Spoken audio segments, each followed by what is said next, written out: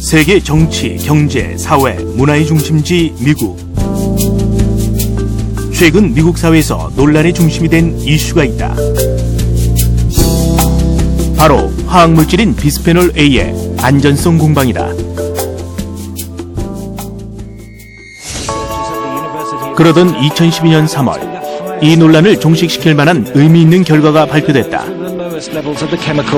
The Food and Drug Administration has decided not to ban a common chemical known as BPA from plastic food and drink packages. Studies in rodents found exposure can harm the brain and reproductive organs, but the FDA concluded today there's no proof of that in humans. 미국 식품안전청 FDA는 비스페놀 A 사용 금지를 주장하는 시민단체의 청원을 거부한다고 밝혔다. 그간 비스페놀 A 논란이 가중됨에 따라 FDA는 질병과 관련이 있다고 주장하는 논문들을 검토해왔다. 그 결과 모두 과학적 근거가 부족하다는 결론을 내린 것이다.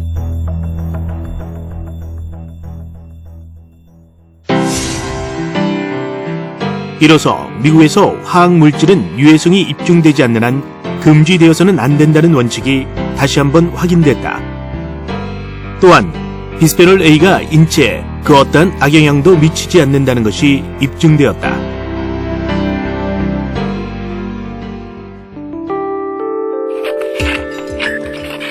그렇다면 세간의 주목을 끌고 있는 이 화학물질 비스페놀 A는 과연 무엇일까? 1891년 러시아의 화학자 디아닌에 의해 처음 발명된 비스페놀 A는 페놀 분자 2개와 아세톤 분자 하나가 합성된 유기 화학물이다.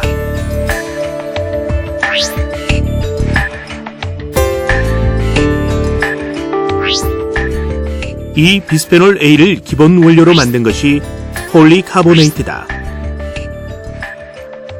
플라스틱의 일종인 폴리카보네이트는 내구성이 강하면서도 투명하고 가벼운 소재다. 때문에 휴대폰, 노트북, TV 같은 전기 전자기기는 물론 광학 안경, 식품 저장 용기, 자동차 부속 용품 등 다양한 산업 제품과 소비 제품에 쓰이고 있다.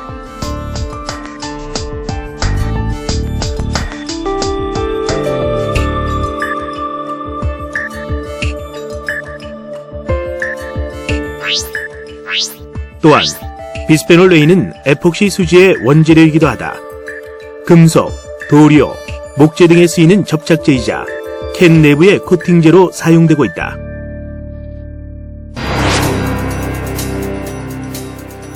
비스페놀 A는 1950년대부터 플라스틱 제조에 널리 사용되었다.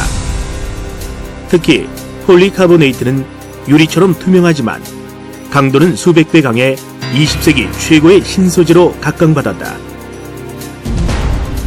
1969년 아폴로 11호의 달 탐사 때 닐 암스트롱이 쓴 우주 헬멧도, 90년대 말 애플사의 아이맥 컴퓨터도 폴리카보네이트로 만든 것이다. 이처럼 인류에게 편리함을 안겨준 각종 기기들이 비스페놀 A의 작품인 것이다.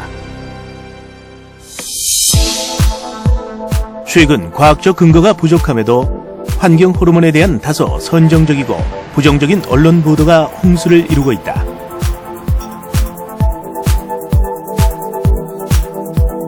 선진국이나 전문가들 사이에선 사용되지 않는 용어임에도 불구하고 비스페놀 A의 경우 검출 소식만으로도 환경 호르몬이라는 낙인이 찍힌다.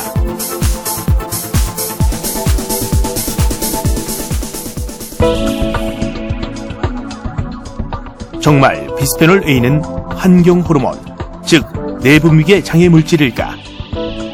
그 해답을 얻기 위해 호서대 안전성 평가센터 바이오 응용 독성학과의 정상희 교수를 찾았다.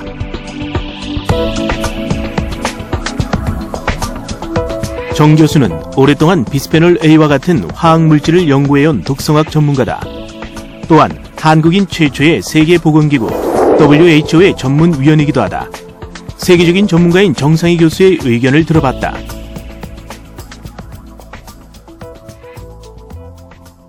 영어로는 엔도크라인 디스럽터, 우리나라에서는 그거를 장애라는 표현을 썼어요. 그래서 내분비계 장애 물질이라고 해서 사람들이 그 용어 자체에 대해서도 굉장히 좀 예민하게 반응을 하는 거고요.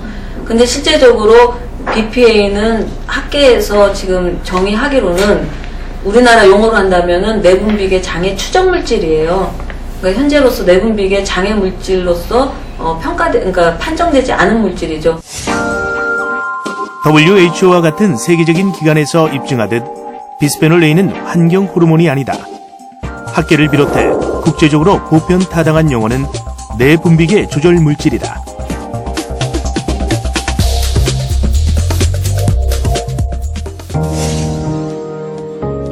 지금껏 인체에 유해한 환경 호르몬이라 의심받았던 비스페놀 A.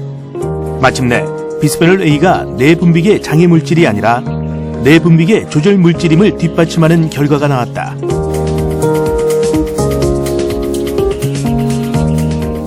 (2008년) 환경단체인 NRDC는 식품 접촉 제품에 대한 비스페놀 A 사용 금지 신청을 미국 식약청 FDA에 제출했다.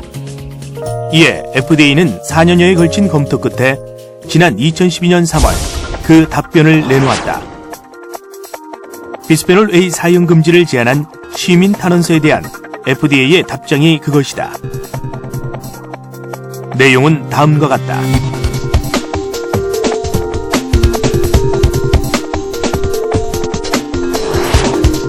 귀하의 탄원서에서는 비스페놀 A의 안전성을 입증하지 못하였으며 특히 영유아와 아이들의 인체에 심각한 부작용을 초래한다고 주장하고 있습니다.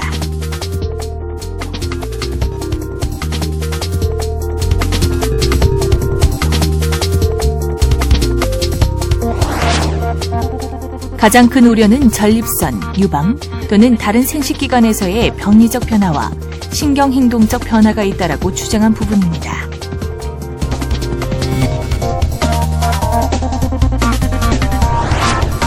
이에 FDA는 해당 연구원들이 환경적 화합물의 조기 노출에 따른 호르몬에 대해 흥미로운 연구 방법을 제공하긴 하였으나 비스페놀 A의 단독 투여로 직접적인 영향이 있다거나 종양 형성 발생률을 증가시킨 부분은 명확하지 않다고 결론 내렸습니다.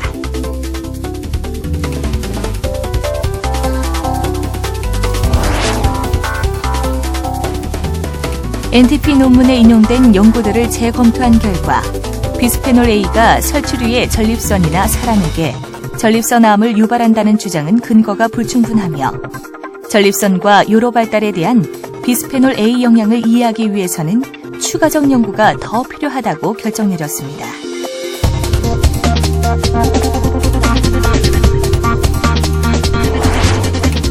FDA가 비스페놀 A를 식품 및 식품 포장 사용을 금지하거나 식품 첨가물로의 사용을 허용하는 모든 규정을 폐지하기에는 귀하가 탄원서에 제공한 정보만으로는 그 근거가 충분하지 않습니다. 그러므로 FDA는 귀하의 청원서를 기각합니다.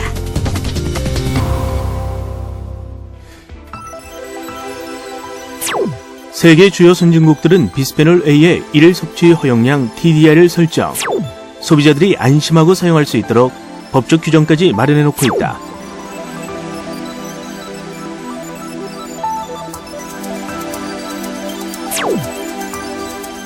과학적 접근법을 통한 정확성 위해성 평가로 비스페놀 A의 기준을 설정해 일일 섭취 허용량, 식품 용기 중에 잔류 허용량 등 식품 및 용기 포장에 대한 기준과 규격을 준수하고 있다.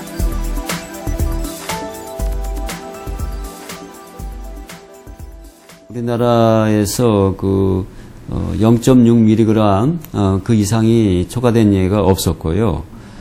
다른 나라의 경우는 일본의 경우는 아직도 식품 용기라든가 체중 식품 용기의 킬로그램당 거기에서 2.5mg을 그대로 유지하고 있습니다.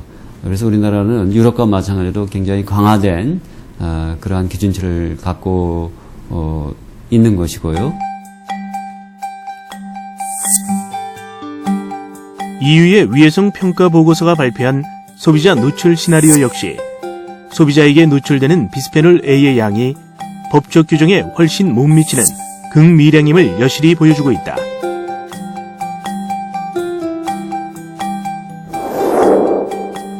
특히 논란이 일고 있는 에스트로겐의 경우 비스페놀 A는 당근이나 석류 같은 식품에 있는 에스트로겐의 1만 분의 1 수준에 지나지 않는다. 이렇듯 안전한 물질임에도 불구하고 그동안 비스페놀 A는 수많은 오해와 편견에 휩싸여 있었다. 비근한 예로 교통사고에 대한 공포보다 실제 교통사고를 당할 확률이 훨씬 높다.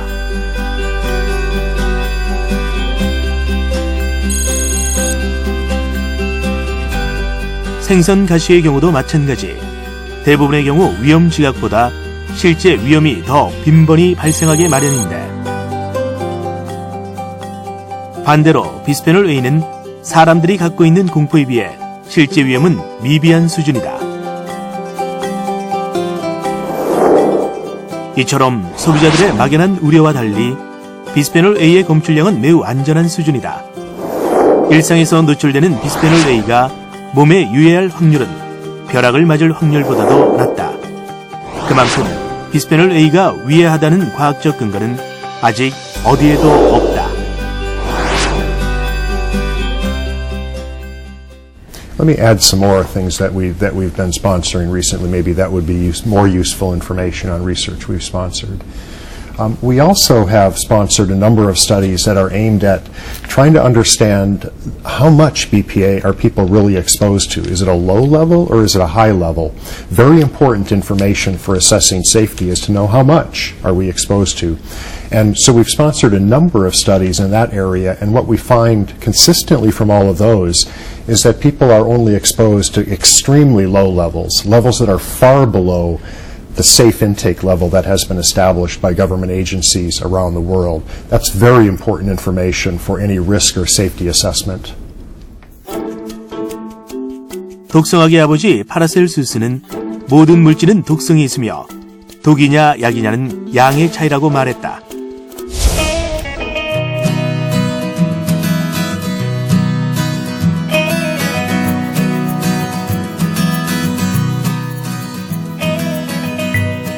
오늘날 사용되고 있는 가장 안전한 테스트를 거친 화학물질의 하나로 지난 50년간 그 안전성을 검증받았다.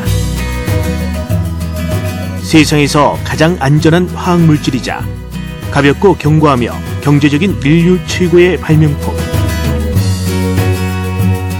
지난 반세기 비스페놀 A는 인간의 삶을 윤택하게 만들었고 산업 문명과 경제 발전에 기여해왔다. 인류의 가장 행복하고 안전한 선택.